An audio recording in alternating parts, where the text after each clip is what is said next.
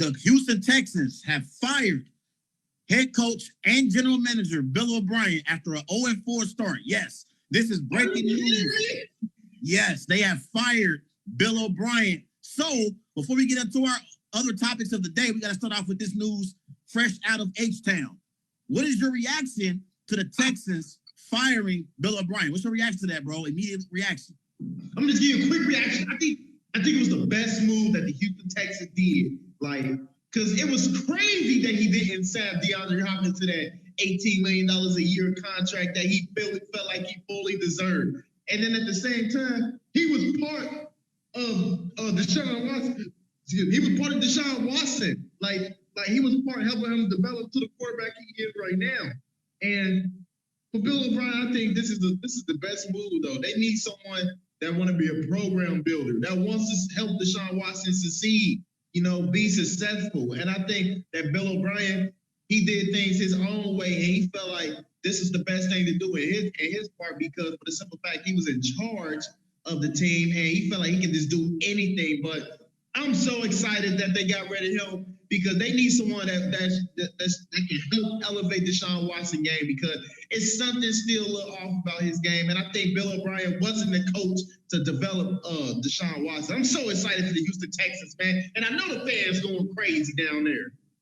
Yes, I'm excited too. I'm happy that Bill OBrien is finally out as head coach and general manager of the Houston Texans, Clarence. This all started last year when he decided to trade away Deshaun Watson's number one target at receiver, when he traded away DeAndre Hopkins for David Johnson, his injury-prone self. I hope he still can bounce back, and have some better seasons, for future seasons to come. But for the most part, David Johnson has been very injury-prone. And you traded away DeAndre Hopkins, a top-5 receiver in the NFL. This is a player that had a great relationship with your young franchise quarterback in Deshaun Watson. Why would you trade him away? He produced at a high level. It made no sense. And then to get off to an 0-4 start to the season this year, I look at the rest of these quarterbacks in the NFL, the young quarterbacks. I'm talking about Lamar Jacksons of the world, the Patrick Mahomes of the world, even the Carson Wentz of the world. Carson Wentz has Doug Peterson. Lamar Jackson has John Harbaugh.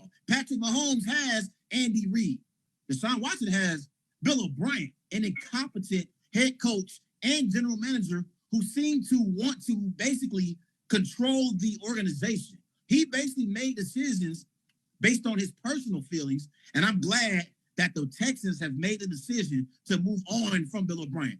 To me, football didn't really matter to him. It was more about his personal feelings towards players, not making them Houston Texans a better team and not positioning Deshaun Watson to be elevated in his success as help the team overall. So I'm glad they moved on from Bill OBrien.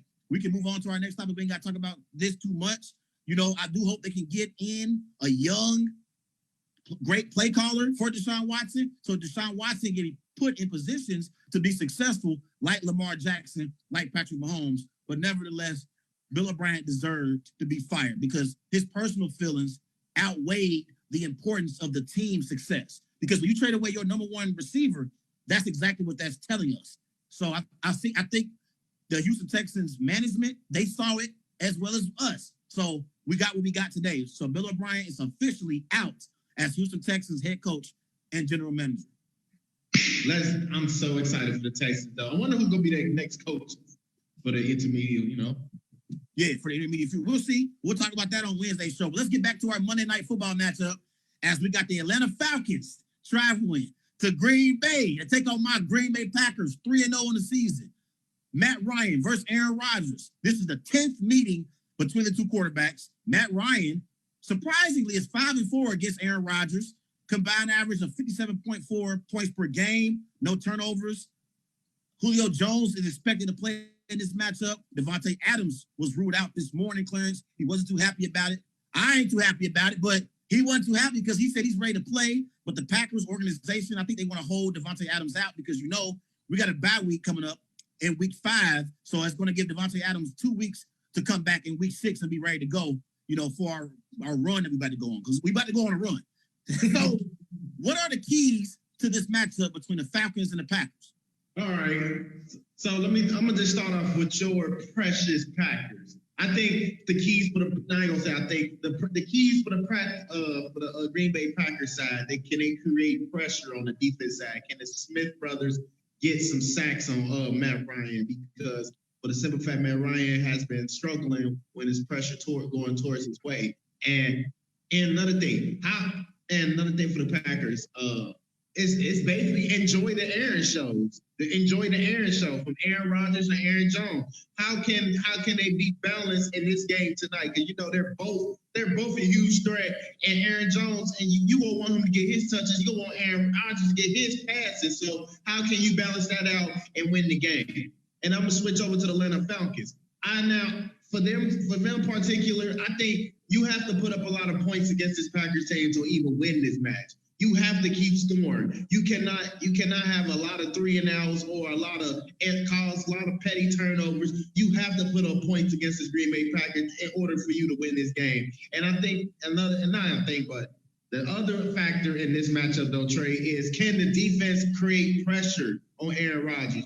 And can they stop the run? Because Aaron Jones is gonna be running all over them. He's a beast. He's a power runner. He's a hybrid. He's elusifying. Like he's someone that's gonna break out in a heartbeat. And believe it or not, he does well in He does well in Lambeau Field. He averaged at literally 100 yards rushing. Literally 100 yards rushing when he's at home. So if I'm the Atlanta Falcons, I'm trying to stop the run and create pressure for Aaron Rodgers so he won't get riddled. He's already won't have his top receiver Devontae Adams. So that right there should be a plus. And Allen Lazard. So you have to create pressure. You have to. You can turn them to a one-dimensional team.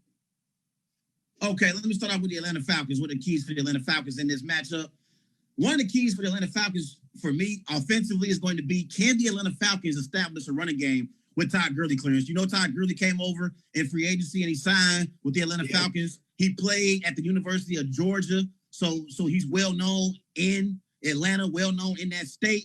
Can Todd Gurley get back to his 2018 self? You remember in 2018, the year the Rams went to the Super Bowl, Todd Gurley had over 1,200 rushing yards, 256, carries, 17 touchdowns, 59 receptions coming out the backfield. So he was an important piece to that Los Angeles Rams team that made it to the Super Bowl against Tom Brady and the New England Patriots. In order for the Atlanta Falcons to have any chance in this matchup going up against Aaron Rodgers, you want to keep Aaron Rodgers on the sideline sitting next to Matt LaFleur as much as possible. Because if Aaron Rodgers is in the game and he's getting multiple possessions, that's going to be more points and opportunities for my Green Bay Packers to put up points on the scoreboard. So I think one of the keys is going to be, can the Atlanta Falcons establish a running game with Todd Gurley? And can he show that he's still a top 10 running back in the NFL? Over the last year or 2 years, Todd Gurley just hasn't been the same. Since that Super Bowl run with the Rams clearance,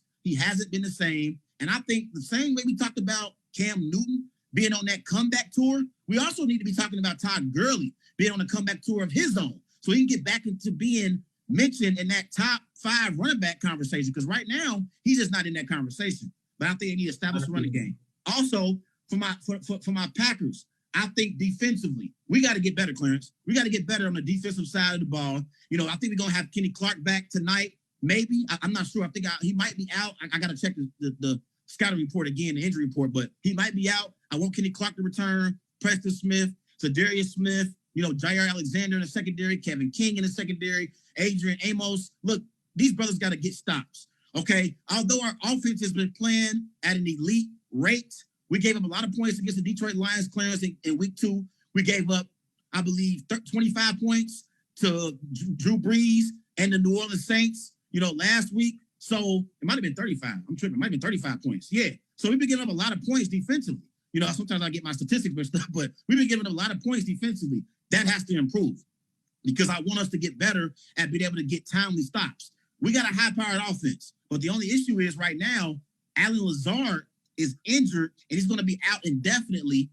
So that's something you got to keep in mind too, because he was playing well. He actually had a good game last week against Drew Brees and New Orleans Saints. Allen Lazard played very well against that Saints secondary, and now he's injured, and Devontae Adams obviously is out tonight. So Tonight, we're going to see a lot of MVS, Marquez Valdes-Scantling. You know, we're going to see a lot of maybe Equanimous St. Brown. He got injured last year in training camp, so we didn't get to see him play last year. So we're going to see a lot of, you know, different receivers in this particular game that's going to have to contribute for Aaron Rodgers. But for the most part, I'm calling out our defense. Tyler Lancaster, Dean Lowry, Preston Smith, Jair Alexander, Adrian Amos, you know, Darnell Savage. I need these boys to get stops so Aaron Rodgers can put points up on the board. So that's my keys for both teams. Atlanta establishing the running game with Todd Gurley, and the Packers defense getting timely stops so they can create more opportunities for Aaron Rodgers to put up points.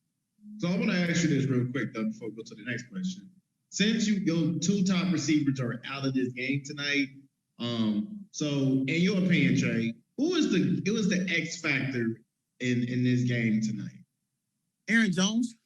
You know, you hit it right on the money. I think Aaron Jones is the X factor because Aaron Jones, you can split him out wide and line him up as a receiver. So he could be a receiver threat just like a threat in the backfield as a running back. So I think he's going to be the X factor for the Packers offense. I believe Aaron Jones, you know, being the kind of all-around player that he is, I think being utilized in a Matt LaFleur system, we really get to see Aaron Jones' talents and his strengths as a multiplayer. Like, I don't even look at him as being like just a running back. He is one of those players that can play multiple positions. He's similar to Le'Veon Bell. You remember Le'Veon Bell when he was with the Pittsburgh Steelers?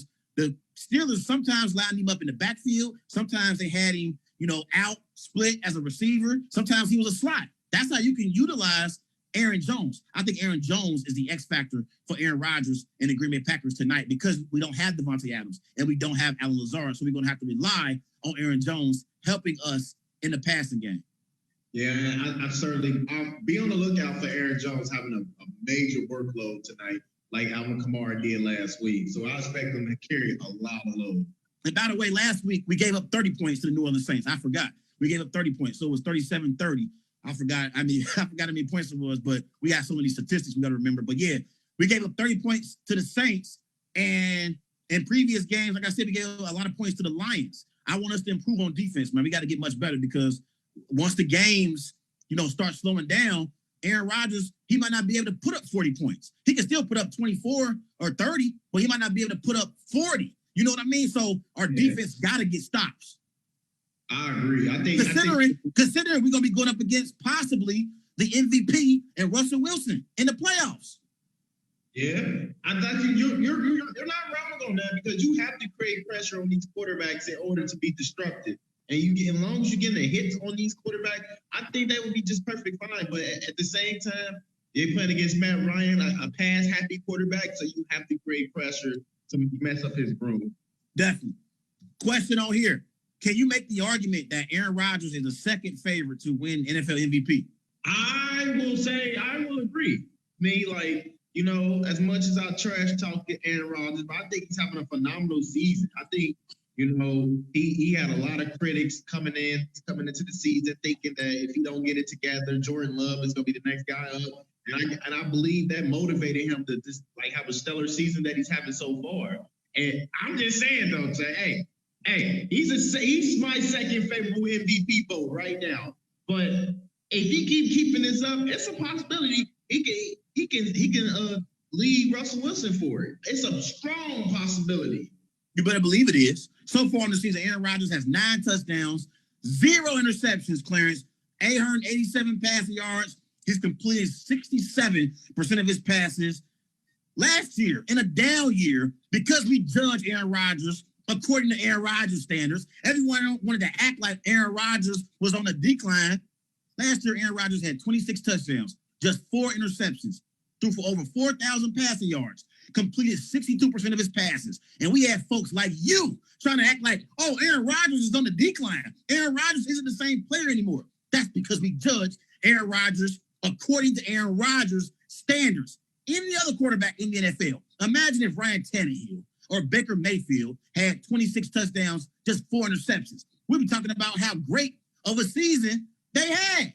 But because it's Aaron Rodgers, we judge Aaron Rodgers according to Aaron Rodgers standards. And so we got to act like Aaron Rodgers is in decline and, Jordan Love is going to take over the starting job at quarterback for the Green Bay Packers. Jordan Love can't even be on the 54-man roster, on the game day roster when the roster gets released. Jordan Love doesn't even make the roster. Tim Boyd, our backup quarterback, is in as our backup. Jordan Love is sitting on the sideline in street clothes.